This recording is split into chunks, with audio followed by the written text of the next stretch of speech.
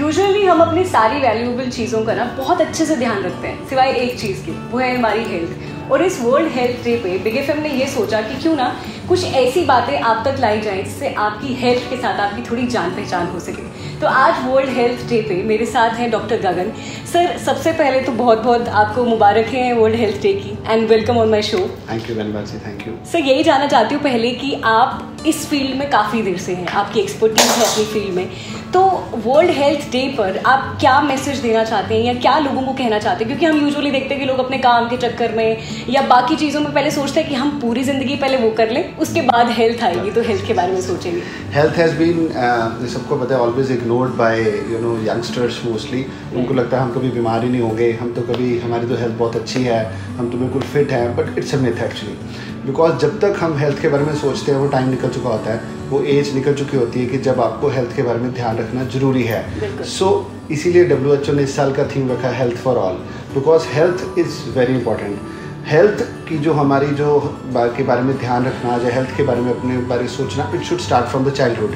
I think बचपन में ही जो हमें हैबिट्स पड़ जाती हैं, बड़े होने तक वो सारी हैबिट्स हमारे अंदर रहती हैं। सो बचपन में हमारे इंडियन कल्चर में तो ऐसा है नहीं, वी आर मोर इनटू कि बच्चों को और पढ़ाना है, बच्चों को डॉक्टर बनाना है, बच्चों को इंजीनियर बनाना है, he should go to that college. So we are more focused on education. Health के बारे में हम, आई डोंट थिंक कि हमारे परिवारों में कुछ हम इतना ज़्यादा सोचते। If we compare this to the western world, so they think a lot about health. So I think इस साल WHO का थीम जो 75th ईयर ऑफ WHO का है, तो उन्होंने इसीलिए ये थीम रखा है हेल्थ फॉर ऑल। सो मेरे हिसाब से हेल्थ के बारे में ध्यान रखना बहुत ज़रूरी है। Sir, you are CEO of Suhana hospital also. Suhana hospital इस थीम को कैसे फॉरवर्ड लेकर जा रहे हैं इस साल?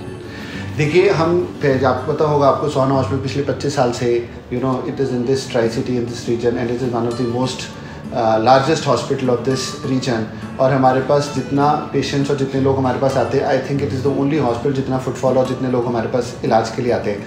हम एम्फेसिस ऑन प्रिवेंशन बहुत करते हैं। हमारे अंदर बहुत सारी ऐसी एक्टिविटीज़ होती हैं हॉस्पिटल के अंदर जिसके अंदर हम लोगों को, जितने हमारे पास लोग आते हैं, उनके अटेंडेंट्स आते हैं, उनके साथ जो लोग उनका हाल पूछने आते हैं, उनको हमारे पास बहुत सारी स्क्रीन्स लगी हुई हैं। हर जगह हमारे प्रिवेंशन के बारे में बताया जाता है, हेल्दी लाइफस्टाइल के बारे में बताया जाता है, ईटिंग गुड के बारे में बताया जाता है, अच्छी खाने चीज़ों के बारे में बताया जाता है। ये सारी एक्टिविटीज़ जो ऑलरेडी हम कर रहे हैं, सो दैट कि लोग बीमारी कम हो। देखिए, prevention is always better than cure. So हमेशा हमें ये सोचना चाहिए कि हम बीमार ना होने के लिए हमें कुछ ना कुछ तो प्रिवेंटिव मेजर्स लेने ही पड़ेंगे।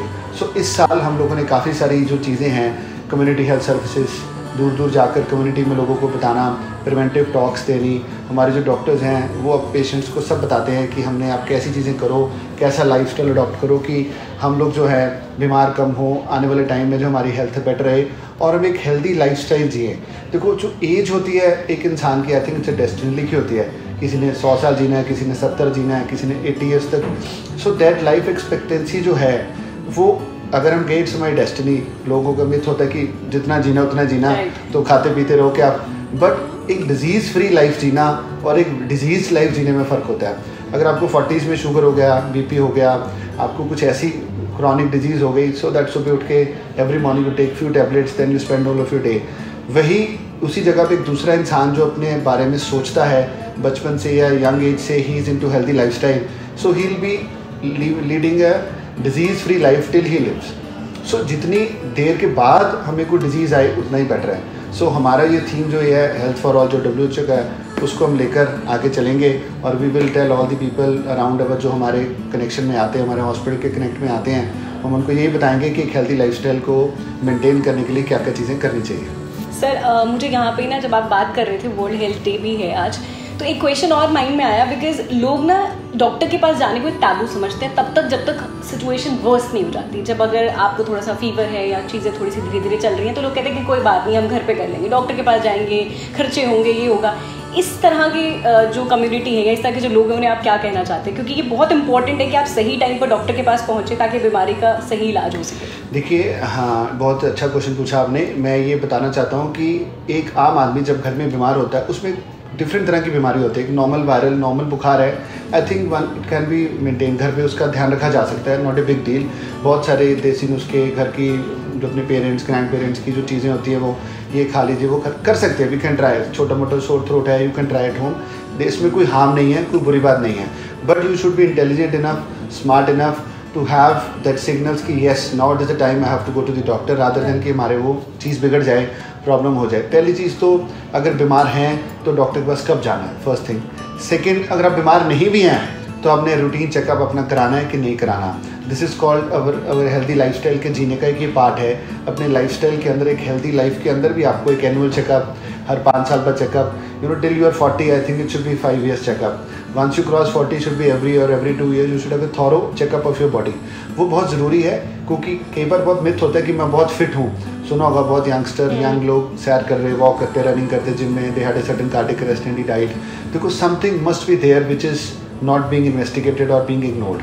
So I think that healthy checkup, एक healthy इंसान को भी हॉस्पिटल आना ज़रूरी है, ये मेरा मानना है। फर्स्ट जो मैंने आपको बताया कि अगर बीमार हैं तो फर्स्ट। थर्ड है, कुछ ऐसी चीज़ें हमारी बॉडी के अंदर चल रही होती हैं जो हमें पता भी हैं कुछ हो रहा है, but still we are ignoring. Some chronic diseases which causes some changes in your body which you should feel it. आपका वेट कम हो रहा है, आपको खाने को भूख नहीं लग रही है, आपको लग रहा है कि आपके कुछ मेंटल चेंजेस हो रहे हैं, some signs or warning signs in your body that you are getting, but still you are thinking कि नहीं it's okay, मैं ठीक हो जाऊंगा या मुझे ऐसे लग रहा है। वो चीज़ें बहुत इंपॉर्टेंट हैं। कुछ ऐसी बीमारियां हैं, कैंसर जैसी बीमारियां हैं, या कुछ ऐसी चीज़ें हैं जो आपके अंदर हैं पर आपको पता नहीं है, उसको आपको ज़रूर ध्यान रखना चाहिए, इग्नोर नहीं करनी चाहिए और अपने टाइम पे डॉक्टर के पास जाना चाहिए। Right sir. Sir, coming to your expertise, आप ऑर्थोपेडिक सर्जन भी हैं। मैंने यहाँ देखा कि रोबोटिक नी रिप्लेसमेंट हो रही है, I think which is a very good gift for our elderly person, क्योंकि उन्हें एक टाइम के बाद लगता है कि हम शायद अपनी फैमिली मेम्बर्स के साथ उतने अच्छे से नहीं घुल मिल पाएंगे या खेलने के लिए नहीं जा पाएंगे अपने ग्रैंड चिल्ड्रन के साथ। तो किस तरह से नी रिप्लेसमेंट जो है वो लोगों की लाइफ में एक बड़ा चेंज लेकर आ रही है? देखिए, जो आपने मेरी एक्सपर्टीज़ के बारे में पूछा, हमारे डिपार्टमेंट के बारे में पूछा, सो मैं 2 मिनट के लिए आपको एक छोटा सा ब्रीफ बताना चाहता हूँ। So in this Sohana Hospital, we have an advanced robotic joint replacement center, and from last 15 years we are doing this joint replacement surgeries in this hospital. Earlier हम लोग ये conventional surgeries जो कर रहे थे, joint replacement surgery, वो भी एक बहुत successful surgery थी, और आज की डेट में ये बहुत ही acceptable surgery है मार्केट में। एक्सेप्टेबल का मतलब है कि everybody understand it, everybody knows it कि एक सर्जरी होती है, क्योंकि उसके आसपास में या कहीं उनके फ्रेंड सर्कल में या रिलेटिव्स में वो सर्जरी हो चुकी है। सो आज से अगर 10-15 साल पहले की बात करें तो हमें पेशेंट्स को एक्सप्लेन करना पड़ता था, बताना पड़ता था ये सर्जरी क्या है, कितनी देर लगेगी, क्या क्या इसमें कॉम्प्लिकेशन आ सकती हैं, आप कब चलोगे, और ये सब चीज़ें बतानी पड़ती थी, because they don't know it. It's a new surgery, पिछले 15-20 साल से ये सर्जरी आई है।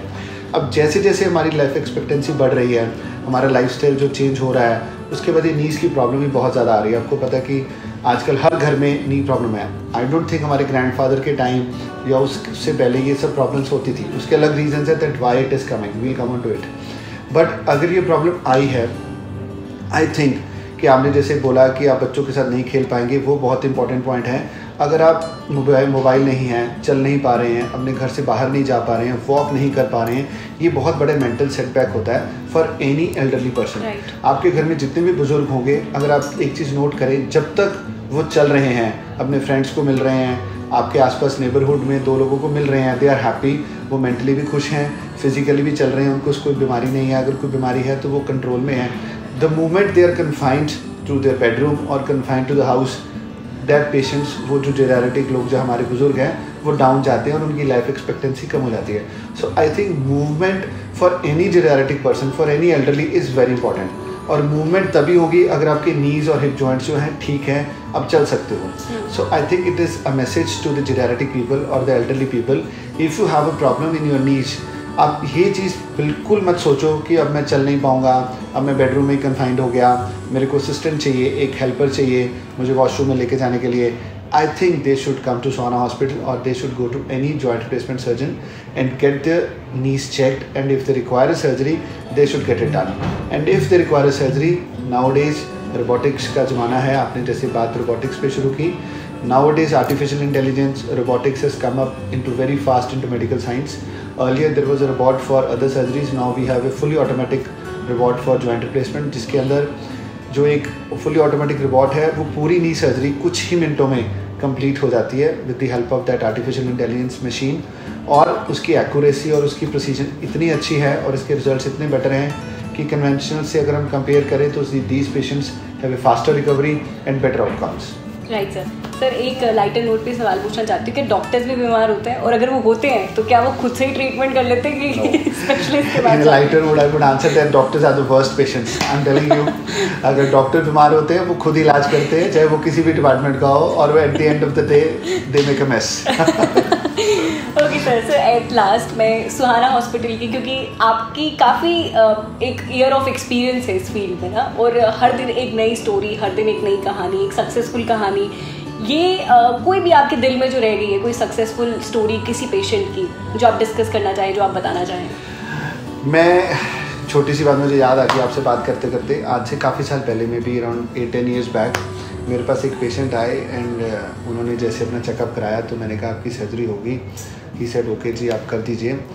मैंने सर्जरी कर दी and he went back home wait, and 10 days बाद ही केम टू मी और बहुत खुश, वेरी हैप्पी। उसके साथ ऑलमोस्ट 15 से 20 लोग थे एंड आज तक कि सर आप तो आज बहुत सारे अटेंडेंट्स लेके आए हैं। He said this is all my neighbourhood from house number 1 to 10। Sir मैंने कहा आप उनको क्यों लेके आए? उनके जो नेबर्स थे उन्होंने मुझे बताया कि पिछले 5 साल से हमने इनको घर से बाहर नहीं देखा, ये अपने घर के अंदर ही कार में बैठते हैं, घर के अंदर से ही गोज़ टू हिज शॉप और वर्क प्लेस, और वहीं से कार में बैठ के घर के अंदर ही इनकी कार पार्क होती है। पिछले 10 साल से या 6-7 साल से घर के बाहर रोड पे नहीं आए। जिस दिन ये सर्जरी करा के घर गए, ये फर्स्ट डे इन्होंने क्या किया, 1 नंबर से लेके 10 नंबर जितने हमारे घर हैं 10-15 सबकी बेल करी, सबको बाहर बुलाया, इन रोड के सेंटर में ही पुट हिज चेयर एंड इन्हें सबको इकट्ठा करके पार्टी की। That I am so happy that I have come out and met my neighbours and met my friends after so long, and all they came to me to thank me कि thank you very much, आपने हमारे friend को दोबारा से हमें मिलने के लिए और हमें वॉक हमारे साथ करने के लिए उनको ओके किया, और हम फिर से दोबारा अपना एक वॉकिंग क्लब या वॉकिंग जो उनका था उसको दोबारा से ज्वाइन कराएंगे इनको, and they will make him more happy. Thank you so much sir. And आखिर में मेरे जितने लिसनर्स हैं उन्हें आप क्या कहना चाहेंगे वर्ल्ड हेल्थ डे पर, खासकर यंगस्टर्स को, क्योंकि उनको ज़्यादा ज़रूरत है हेल्थ पे ध्यान देने की? देखिए जी, मैं तो एक ही बात बोलूँगा, हेल्थ इज़ वेरी इंपॉर्टेंट। अगर हम बात करें अपनी हेल्थ की, so it should not be the only like health, physically health. देखो financially health, mental health, spiritual health, और आपका जो बेसिक जो फिज़िकल हेल्थ है that is also very important. हम फिज़िकल हेल्थ की बजाय बाकी सब चीज़ों को, फाइनेंशियल्स को, पैसे को और बाकी चीज़ों को ज़्यादा इंपॉर्टेंस देते हैं रादर देन फिज़िकल हेल्थ। सो यंगस्टर्स के लिए ये एक रिक्वेस्ट है या उनके लिए एक मैसेज है कि आपकी जो एज है, यंग एज है, इसी एज पे आप अपनी हेल्थ को अगर मेंटेन करें या हेल्थ को एक चीज़ों को ध्यान रखें, तो by the time you will grow old आपको यही याद आएगा कि यही मेरी इन्वेस्टमेंट थी, जो एक अच्छी इन्वेस्टमेंट थी। बाकी सब तो बच्चों ने ले लेना है या चला जाना है, हेल्थ आपके साथ ही रहनी है। You will be more happy if you are healthy in your future. Thank you very much. Thank you.